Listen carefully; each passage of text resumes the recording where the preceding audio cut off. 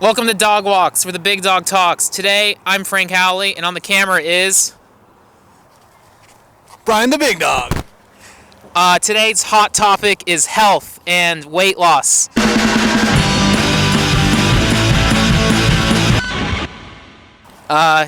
You can do it too. This is a very loose topic today. We get asked a lot how we lost weight, because I used to be, I think in high school, 230. What was your peak? I think in my peak, I was also about 230 or 235. Yeah, it sounds about right. Let's say 230. And now I'm around, I think, the 173. I need to be less like OCD about like actually checking it. Yeah. But that's me. Whatever. You're like Mr. Rogers. He always wanted to be. I love you. What's the thing? 132. 143. 143. Is that Halo? No. But anyways, I always get asked this, and I'll always like write paragraphs back. But I want to make a video, and it'll be part of this dog talk vlog. How I lost weight. There's many guide solutions. I'm not an expert, but I try to maintain it. So I'm gonna break down my little bullets. There's a plane, but that's all right. The biggest thing, the way I lost weight, is calories in, calories out. And there's like a whole Reddit dedicated to this, and I'll put this in the description below. But basically, I would count all my calories. And in addition to that, seek out foods that are low calorie or calorie free. So like, I never was a big soda drinker, but like nothing with calories. So I love Arizona iced tea, because that's 0 calories. Diet Coke I drink sometimes, there's 0 calories, but when you drink too much Diet Coke, I get acne and all the sugar. I don't know, it's gnarly. Fruit instead of chips. I love Sour Patch Kids and gummies, but I can't eat those all the time because there's calories in that, so I chew gum. Little like life hacks like that. Smaller portions. Another thing. What are some game fact little tips? For me, I think it's a lot of what Frank's saying right now. You have to really start looking at what your intake is and change that. Like, if you're snacking all day long and then you're also having big meals, you're not really counting how many calories you're bringing in, and it really isn't about the type of food. Like, you can eat a burger every day, and if your calories are under the right amount, you will lose weight. But if you're, eating a bunch of salad with dressing on it that goes over that calorie intake. I switched to like vinaigrette dressing. Yeah, like, it's not necessarily the foods itself. It really is a math game. And so we're all trying to fool ourselves and take in all of this extra stuff. And I think the biggest thing is portion control. Frank said that for sure. Like ordering small instead of medium, etc. Splitting up your meals, being more economical with it, because you can make a whole evening of like dinner into like 3 extra meals. It could be breakfast, lunch, and dinner for the next day. And you're saving money. Instead of getting a $15 plate every time, you're making it last over a little bit. So for me, it was just really learning the balance. And another thing too is I follow, like, switching over to like exercise instead of diet, is I follow like a lot of 80s action stars on Instagram. So Schwarzenegger, Stallone, Jean-Claude Van Damme. They're always posting like fitness inspiration things. Schwarzenegger always talks about how like there is no magic pill. You gotta maintain it. I had lost a lot of weight in my life before, but I would gain it back because once I hit like a number, I'll be like, all right, work's done. And then over time, I would regress into poor eating habits. But I've been able to keep off this weight for like a year now because I just made it a lifestyle choice, And there'll even be times where I'm like too busy or too stressed, and I'll kind of fall off it. But I'll be able to get back into it because it's like I'll get this anxiety if I don't maintain it. In terms of exercise itself, part of it is doing dog walks, y'all. Some people say that they walk their dog or go for walks while they listen to us. We also have a podcast feed. We're waiting to be on iTunes, but I think this is on Spotify and other stuff. I'll put a link in the description. But exercise. When I was in high school, I got a Disneyland pass, and I'd go to Disneyland all the time. There's a plane. And walk around Disneyland. But you can take a seat here, Brian. Some of my exercise routines is I will go to the gym and I ride an elliptical, and I'll check Twitter. I won't look at Twitter until I get to the gym. So I bundled it with something I don't like doing, which is physical activity, with something I love doing, checking my phone. So that's a nice little tip. Did you ever do exercise? Or you walked in the city in San Francisco. So one of the ways that I first started losing weight, because like Frank said, I had some bungee experiences as well. One of the first ways I lost weight was when I moved to San Francisco and I just started walking more. Yeah. So it really is a numbers game, like we said. If you want to increase the number of exercise you do, that can increase the amount that you want to eat. Look at how much The Rock eats, and it's a great amount of food. But he's still really buff and really big. So for me, I think it was walking. I dropped 20 pounds in a month because of walking in San Francisco. And then, being here, I always just try to get out and walk at least 5 minutes a day. At least 5 minutes a day. Just to get out and get sun. And even what I do is, like, if there's a day where, like, I would try to go to the gym every day, but I'll just burn myself out. But if I can go for, like, a 30-minute walk around this park, listen to podcasts while I'm doing it. I think the other thing, too, if you're going to start trying to lose weight is, like, it's hard to do it overnight, so you have to just, one inch at a time, like one step at a time. When I first going to the gym, I could do maybe 30 minutes on elliptical, and I'd be so sweaty. But then the next time I'd try to do 35 minutes, and then 45 minutes, and then I was doing an hour every time I went. So, you don't have to, like, push and kill yourself immediately, but you have to make a lifestyle choice and maintain. But yeah, recapping, Arizona iced tea, diet, whatever 0 calorie I like. Drink water. If I get a snack craving, I'll chew gum or drink water, and that will fill me up, And then again, vegetables, salad, fruit, gum instead of, like, donuts or other things. I eat cereal every morning pretty much, and that's like an easy meal where it's not a lot of calories and it fills me up, as opposed to like eating, I don't know, I used to eat a lot of fast food as a kid, like greasy McDonald's breakfasts, etc. I know, pick foods that you like. I get microwave food at Costco. I get like the rice, the noodles, the grilled chicken bowls, stuff that I like that's not super greasy. But yeah, pick healthy options. I'll link this Reddit I referred to below, and there's an app I use I think it's called Lose It or Just Lose It, that tracks your calories. Once you start inputting the foods you eat, you'll be able to see the numbers, and that will help you curb it. Any other final words on weight, health loss? It's a journey. It's a long journey. It can take years. It's a journey, and it takes years, and it takes consistency, and you just have to stick to it. If you're not getting the results you want, don't be afraid to change them. Yeah. Don't be upset because you missed a day or a week or a month or whatever. Yeah. Any moment is the moment you can get up and start walking and doing just a little bit more. So do it. And then I have another app. I'll also put this in the description below. I bought a yoga mat. I do some like abs training a few like days a week. It's like crunches and like jumping jacks, all this stuff. And the app will yell at you in like a little AI Siri voice. It's like 30 seconds of jumping jacks starting now. Boop, boop, boop. I do that. It helps. But yeah, mix it up. Go out with friends. But yeah, dog walks is about getting out in your community, going for a walk and hanging out. In the future, I want to have guests, and maybe we'll talk about their fitness routines, whatever, but leave it in the comments below. That's a little health cheat codes, health strategy guide. I'm not great at it. So people have also said, like, don't focus on a number. So I know that's like my mental thing I need to get over. I know you can fluctuate. It's totally healthy. Even if I gained weight, it'll be okay. Body positivity, dude. No matter where you're at, you're all right with me. All bodies are beautiful. Switching over, whoosh, whoosh, my favorite thing, media, dude. I'll involve Bryan on this. We saw Arctic with Mads Mikkelsen. Hell yeah. It's a survival thriller.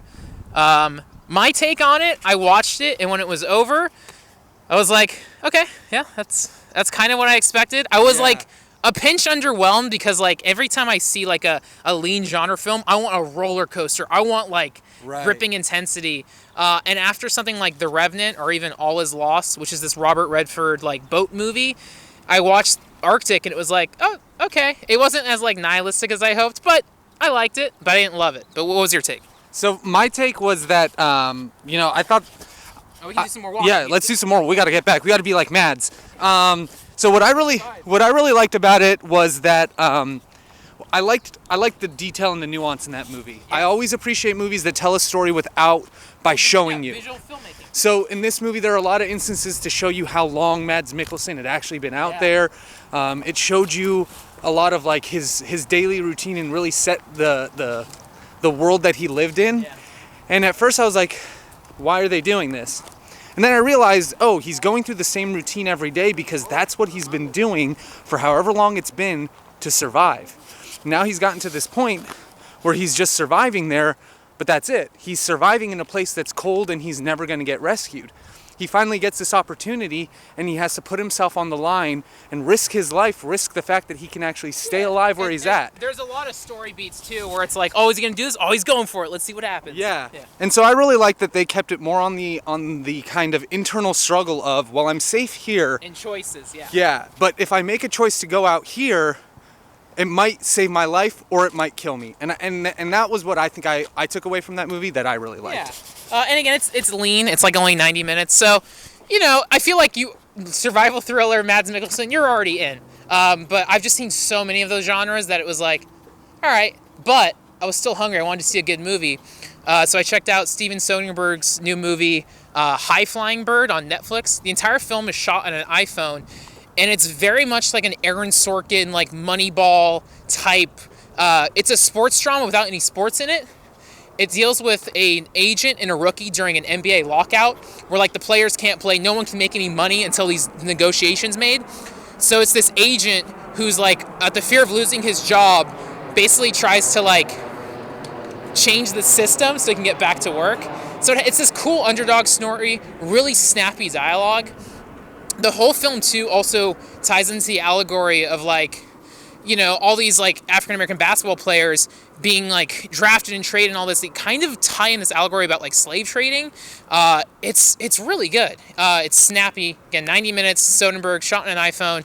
I really liked it. I crave, Aaron Sorkin type stuff where it wasn't written by Sorkin. It was the same screenwriter as Moonlight, but like I don't know anything about sports, and so just being jumped in that world and picking up all the jargon, I really dug it. And this is someone who doesn't dig sports, but it was really good. I saw it by myself because Brian, you were in Vegas over the weekend. Yeah. I actually got to go to Vegas. I was there for a bachelor party, and I had a really good time.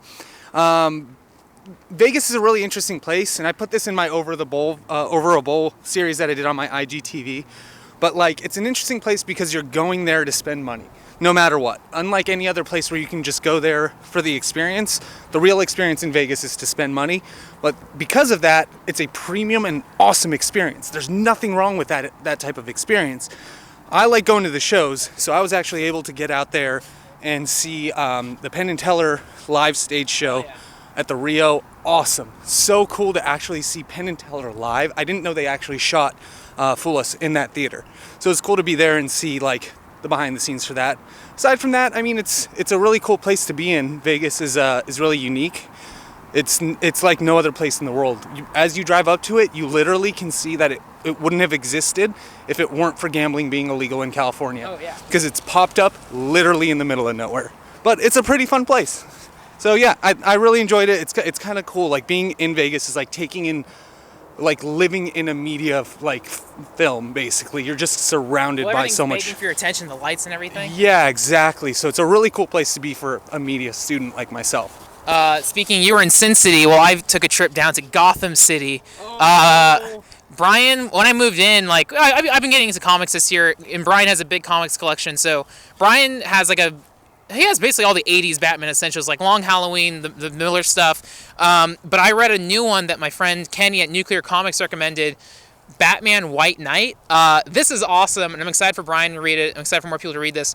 The premise is, it was released in 2017, 2018, so it's like Trump-era Batman. It's very much of the now. It is Joker runs as a politician and turns Gotham City against Batman.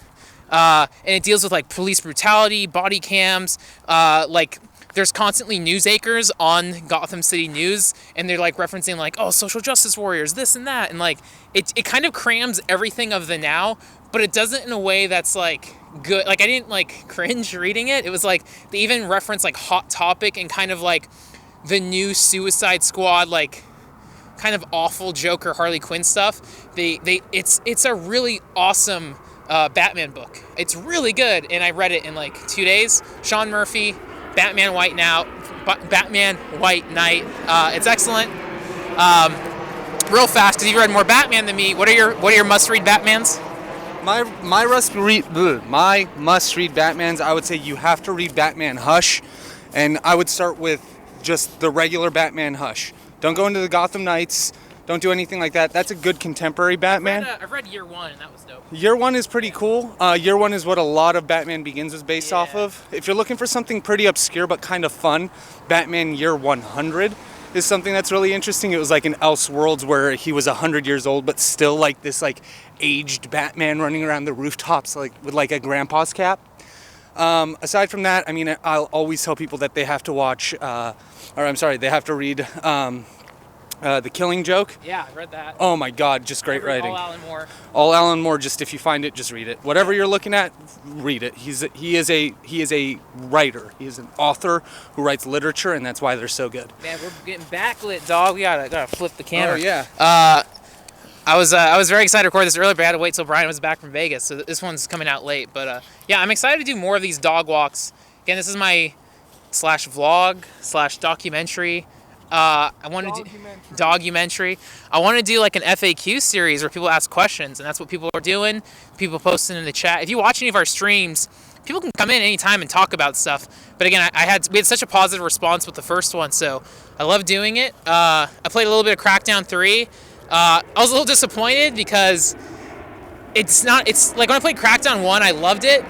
Crackdown 3 feels worse because like that formula doesn't hold up as well as like Spider-Man or Infamous. They knocked it out of the park with their open world stuff.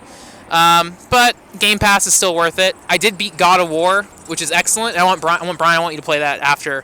God of War is so good. So finally played it. It came out in April last year, but I beat it. I think this week on Big Dogs we're going to beat Celeste. That's Tuesday evening. And then I'll probably play Return of Obra Dinn, Metro. I don't know, there's a whole world of video games out there. What are you going to be playing? I think now, oh wow, I haven't even gotten to talk about it, but Tetris 99 came out last Wednesday. Battle Royale Tetris, I didn't even know that I wanted. It's been, 3 or 4 months since November when Tetris Effect was released, and I never thought that they would get another Tetris game that could add anything else to the platform or to that formula that would make it great. Tetris 99 delivers. Yeah. It's so consumable and so delicious. It's so much fun to play, and just like Apex Legends, no downtime. 0 downtime between matches, aside from like maybe 50, like that's what I mean, like 15 seconds. I had to ultimately stop playing Overwatch because match times, like matchmaking times, sometimes were over 2 minutes. And I'm like, I just want to play, and now I'm doing so. Now I'm on my phone. I'm not paying attention. And Apex Legends and Tetris 99 nailed that, and I'm really happy. I don't know what we're playing on the PPS, but we will be doing the PPS Wednesdays on the Mega 64 Twitch. And then, yeah, I'm excited to play more Celeste tomorrow for the Big Dogs. That's going to be a lot of fun. All right, thank you so much for watching. We try to keep these short. It'll force, there's more I want to talk about, but if you want to chat with us, we're on Twitch, we're on Instagram, Twitter, etc., etc. We'll put links below. Leave comments. Weight loss. Yeah, it took me like 2 years of work to be where I'm at now, and I try to maintain it. But one thing I want people to do is, like, I don't know, treat this as like a weekly message board, a weekly document. I know our friend Tina has a vlog. She's going to start doing monthly updates with like her trainer and stuff. That's cool. Honestly, I would love it if people wanted to like go for a walk and film little video responses. That was like back in the day of old school YouTube. We talked about that, and it's something that they don't have anymore with video responses, but we want to see your guys' videos. Post them to us. Tweet them at us, put in the links below. But yeah, friendly, positive YouTube comments. Thanks for watching. We'll be back more, and I'm gonna have guests on. This again, I wanted to start this series. It's kind of like a way to return to Neighborhood Game Club. I'll link that below. But I realize my strength is just talking to people. Yeah. Not in like an arrogant way of like, oh, I'm so charismatic. But I finished Malcolm Gladwell had a masterclass series. Oh, yeah. And he talks about writing nonfiction, and like I've been obsessed with Gladwell since I first read him when I was like 19. Yeah. But he talks about like just the empathy you gain from talking to people, and that's why I like interacting with people online, YouTube comments, people in the chat. But I just want to interview my friends and have them on, talk about health, mental health, video games, comics, and more. Big Dogs, always. Dog Walks? What's the show called? Yeah, Dog Walks. Dog Walks. All right, where the Big Dogs talks. Thank you so much.